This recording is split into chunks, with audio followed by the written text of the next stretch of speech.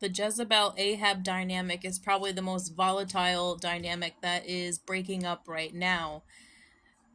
I know because I've attracted a lot of Ahab spirits. Ahab is the codependent, and then Jezebel is the controlling female. Oftentimes, it's not always in a relationship or a marriage. It could be their employer, it can be their mother, it can be their sister, it can be a friend, Um, it often exists in different dynamics. So when you engage with someone who has the Ahab spirit, now the Jezebel spirit has connection to you.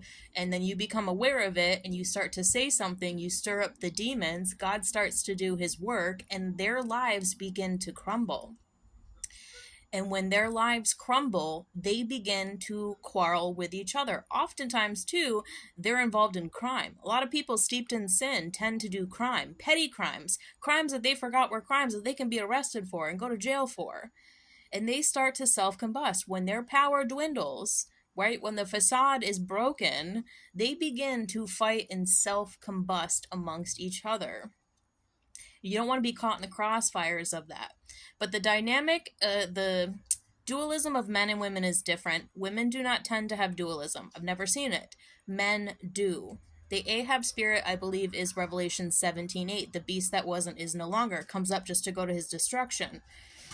I believe that men have a type of dualism where they can actually go from being evil to good when they finally defeat the Jezebel spirit in their life. That Jezebel control over their life, over their mind.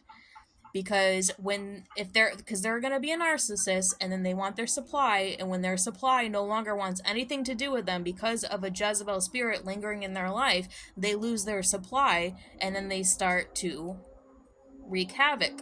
God will start to wreak havoc. Judgment starts to wreak havoc in their lives. So what the men have to do is they have to repent from their pride, repent from their sin, repent from their lust, repent from their greed, and basically come to Christ, basically come to this awareness that there's been this horrible imposition over their mind, over their life. And, it really pays to get delivered from the spirit of the Jezebel.